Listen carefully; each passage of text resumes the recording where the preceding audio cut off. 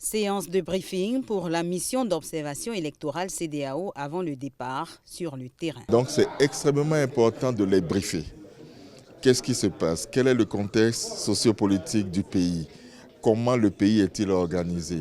Comment est-ce que les organes en charge de gestion de l'élection se sont organisés pour gérer l'élection? Comment est-ce qu'on doit se comporter dans un bureau de vote? Qu'est-ce qu'on doit observer? Parce que c'est vrai, il y a des choses qui sont classiques d'un pays à l'autre, mais parfois il y a des spécificités. Au Sénégal, plus de 150 observateurs de la mission d'observation CEDEAO seront déployés sur le territoire national pour assurer leur mission. Depuis son arrivée au pays de la Teranga, la délégation de la Communauté économique des États de l'Afrique de l'Ouest multiplie les rencontres avec les acteurs clés du processus électoral, notamment la Commission électorale nationale autonome Sénat. Depuis l'inscription sur les listes électorales jusqu'à la proclamation des résultats, la Sénat sera partout représentée.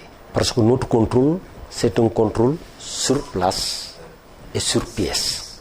Il n'y a pas de raison pour qu'à la fin de cet exercice-là, l'élection au Sénégal soit une élection transparente et que les résultats soient sincères. Le collectif des organisations de la société civile sénégalaise a été particulièrement sollicité pour partager ses préoccupations.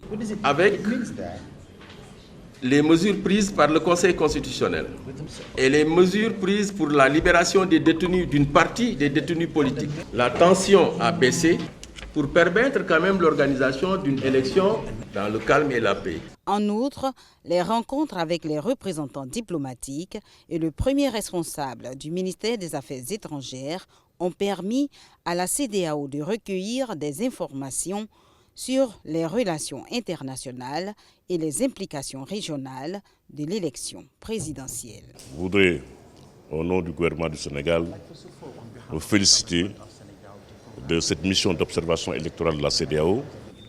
Aujourd'hui, tout le matériel électoral destiné aux missions diplomatiques et consulaires, aux 36 missions diplomatiques et consulaires qui organisent les élections, est arrivé à destination.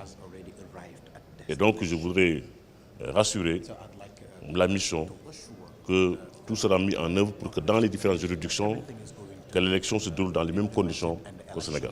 Autre rencontre aussi importante, celle avec la presse et le collectif des femmes de la société civile. Ces visites de la mission d'observation électorale s'inscrivent toutes dans un seul objectif: de soutenir le Sénégal pour qu'ils aient donc des élections libres, transparentes et crédibles et qui se passeraient donc dans un environnement vraiment paisible. Nous avons eu l'occasion de rencontrer donc toutes les parties prenantes, pas toutes, mais en tout cas certaines d'entre elles. Dans une synergie d'action, les différentes missions d'observation sur place au Sénégal ont eu une séance de travail à la veille de l'élection.